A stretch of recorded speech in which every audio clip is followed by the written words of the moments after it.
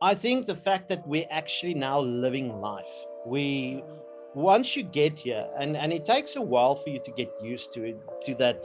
But once you realize that I've been living, looking over my shoulder all this time, holding my children next to me, keeping all my possessions close to me. Once you realize that, as you say, people walk around here. We've got some stuff standing in the front yard here since we've moved in. No one comes and takes it because it's yours. That thing is the best. The fact that you can live here, you can live as a human being.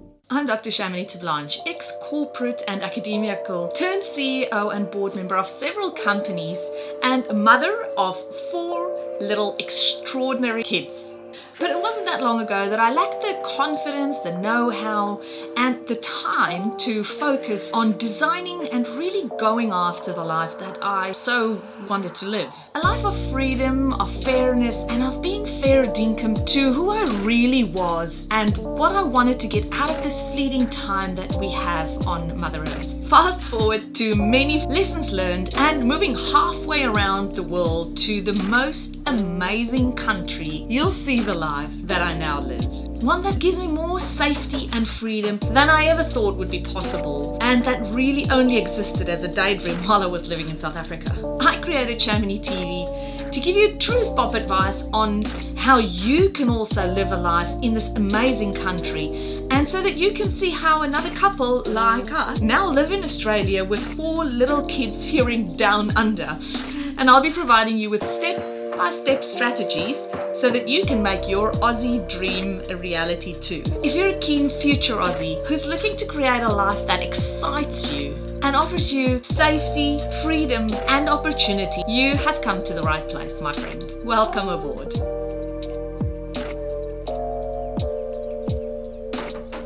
Hi, Claude. Thank you so much for joining us. So you are in beautiful Brisbane, or just south of it, is that right? Yes, we're in Redland Bay in the Redlands Council. We're literally 3 blocks from the ocean over there. It's protected by Stratborough Island, so we never get like the bad weather coming in from that side. It's a perfect location, little paradise here that we landed in Australia. Oh, wow. That is a beautiful spot. So how long have you been there? This place, yeah, we've been in Australia and in Redlands now for 2 years. Oh, good stuff. Well, it doesn't look like it's wintertime there at your side, because No, it's as you can see, Queensland, we had a few cold days, and I think the longer we're going to stay here, the colder we will climatize to it. But it's a paradise in Queensland. December gets a bit humid, but you live with it. There's aircon and that sort of things, but yeah, this is where you come for permanent holiday in essence. 2 of them, you probably hear them in the background here. I've got a 4-year-old and an 8-year-old. Well, that's good. That's a good age for wanting to be in the swimming pool all Indeed. the time. Was that part of your decision to buy that house? Definitely the swimming pool in Queensland, because I said the summers do get a bit hot. So the swimming pool just helps. I know the ocean is just around the corner, but sometimes you just want to cool off quickly. So yes, swimming pool is nice. But to be honest, we stay like 2 blocks away from the public swimming pool. And again, it's different here than South Africa. You think public swimming pool, you kind of cringe.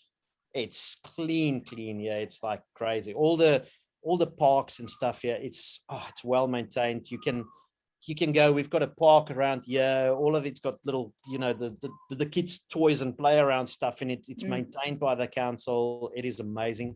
We've got a dog park, which is literally where you take your dog to and you take off the leash, just 2 blocks over there. We've just got so much stuff around us that we can do for free.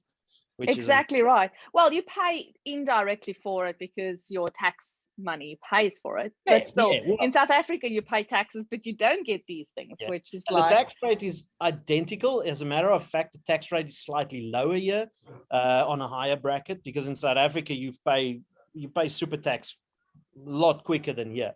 And the great thing about the minimum wage thing, the higher minimum wage helps them as soon as they leave school, because your part-time jobs, you'll get paid decent money. You'll be able to afford your own cars, to that sort of stuff. Where and your flip of the coin where, you have to pay that labor for someone. That all evens out because your business does better here because the buying power is better. People go more to the doctor. Well, in Queensland, that's free. You go to bulk billing, and if you've got a Medicare card, you don't pay for anything. I think I've only paid for medicine since I've been here, and the medicine is a quarter of the price than it was in South Africa, which is, so there's some stuff that's more expensive, but everything else is so much cheaper. We pay $40 per kid for the whole year for school fees. Incredible. And it's a great school. The public schooling system is incredible. It's amazing. And yeah, I mean, you can't compare that sort of stuff. It's a tough move, and I get it. You don't want to leave South Africa. It was a tough move. But at the end of the what made you leave? What was your push or your decision initially to come? I would honestly say that the kids was probably the main drive. If we didn't have kids, we would probably stuck it out there. But so we decided, listen, the kids need a future. It's just becoming to a point, and I still follow some news in South Africa, and I just heard they're changing some rules now on the BEE because transformation is not happening quickly enough. And how can you still be doing it 30 years after the whole thing? That doesn't make sense. So there is literally no future. Unemployment rate, in South Africa for kid leaving school, I think is 56%, which the unemployment rate here, and it was funny. That's one thing in Australia that's funny is watching the news. It is hilarious because they make big things of small things. It's crazy. And I remember that when COVID struck, the Aussies went crazy because we're going to hit double-digit unemployment figures since World War II, which is amazing. And it never happened. Our unemployment here in Australia now is 5.6%, which is basically nothing. And I think that 5.6% is honestly people that just don't want to work. So yeah, it's the big difference there. There's a future here. No one looks at you because you're white, brown, any color here. No matter what culture, it is actually against the law here to discriminate against someone over anything, whether it's a sexual preference or age or anything. And they make disability. Disability it's huge. So everyone is on an equal scale here. You don't look down at a tradesman. The tradespeople built this whole country, and absolutely. Some of them are probably earning more than you would. And most definitely. And as you said, here the doctor and the guy who mows the lawns live next to each other in the same type of houses. And nobody is different here. Yeah, no one cares. If you want to drive a Merc, sure, go drive a Merc. Exactly. Yeah. It's not keeping up with the Joneses here. It's like who can be the best, who can be the kindest. Like it's more about mateship and the kind of person that you are and whether you care, and volunteering. People volunteer here. Yeah. I just got my blue card now, and I'm sure you know the blue card system. So a blue card is you need a blue card to work with children. So I'm part of a big Lego club here in Brisbane. So we work a lot with the Lego Masters. I'm sure you saw the show on TV. Yeah, that's awesome. And so what do you do, Claude? Is this part of your job?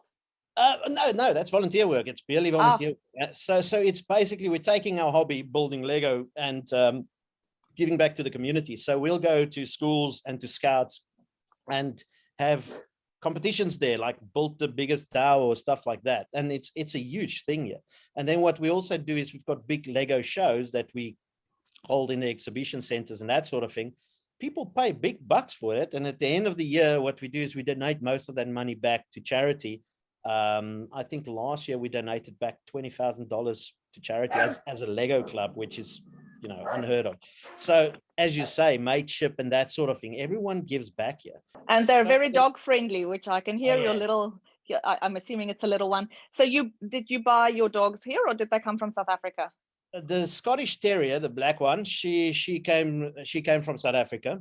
And the little poodle we bought here, and then we've got a cat as well that we bought here. We adopted her here. So yeah, pets are expensive here. That's quite interesting, that pets, but I think they do it on purpose so that not everyone just buys a pet. So it's like a commitment. But bringing the dog here, they've changed the whole system. So it used to be that the dog had to quarantine for like 3 to 6 months, but they changed the whole system. You just need to take her for a specific shot beforehand. So the only part that she quarantines is, I think, about a week beforehand and a week here. So it's a very short period for them to quarantine, and she's loving it here. She's really enjoying it. The dogs here are not guard dogs, so all the dogs here are pretty friendly. If you go, they don't need to be. Yes. Yeah. If you go for a walk here, then the dogs they all greet each other, and the other owners, they stop so that the dogs can sniff each other. And they're mostly socialized. The dogs. That's right. Yeah, they know how to. That's why in the dog park you take the dog off the leash, and there they go. They go play with the other dogs, and that's how it goes.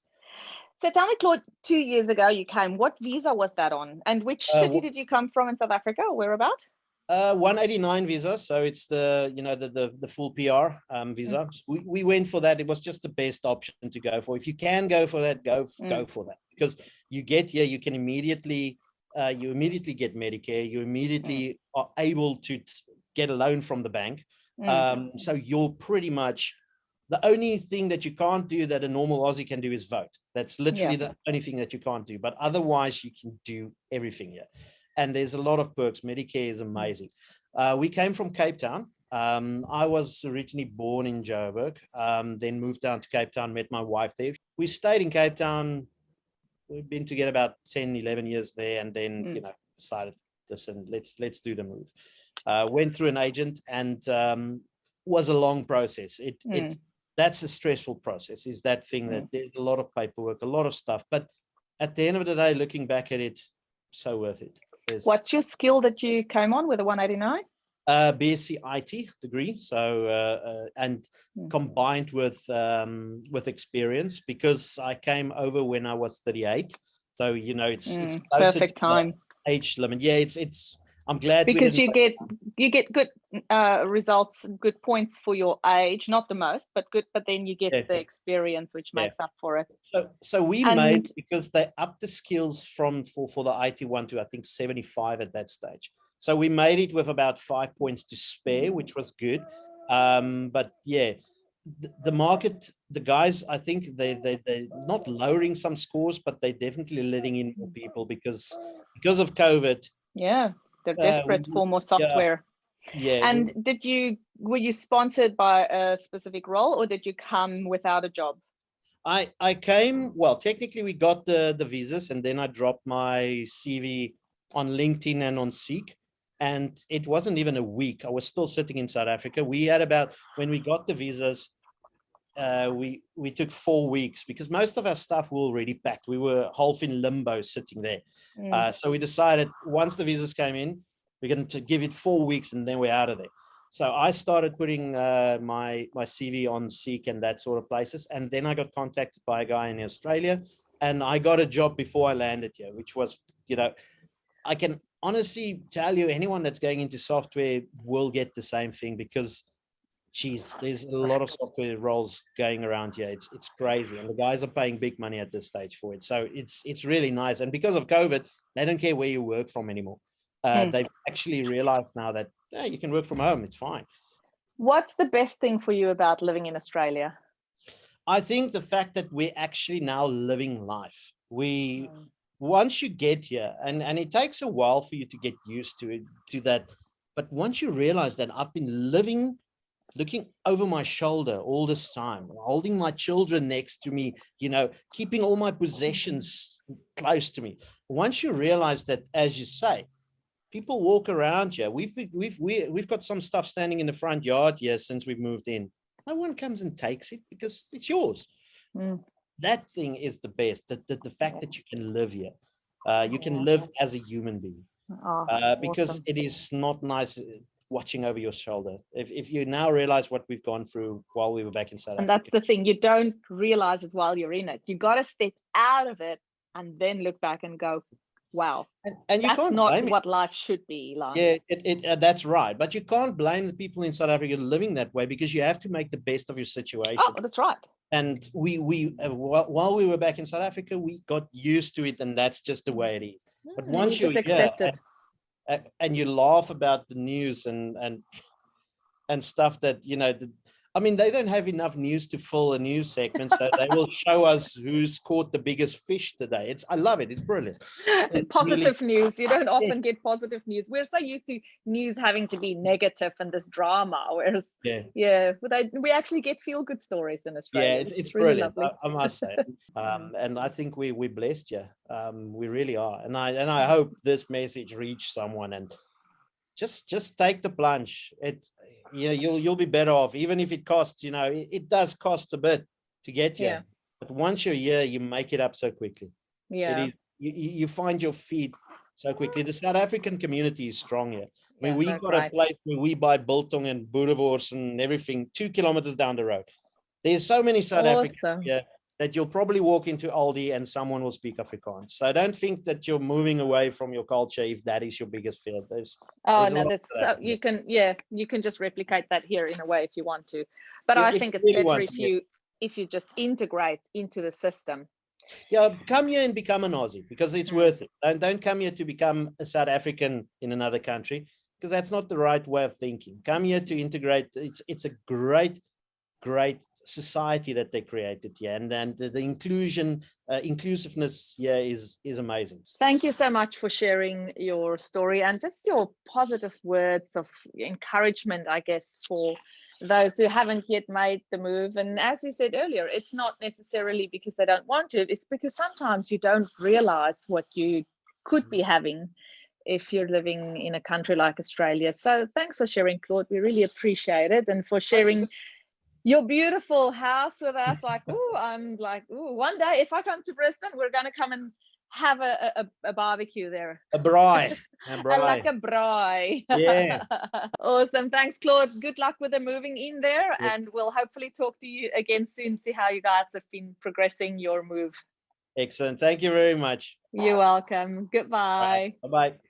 All right. So thank you so much for joining me today. If you had fun, please remember to hit that subscribe button, and then it'll make sure that you never miss a thing. I'll see you same time and same place next week. Bye for now.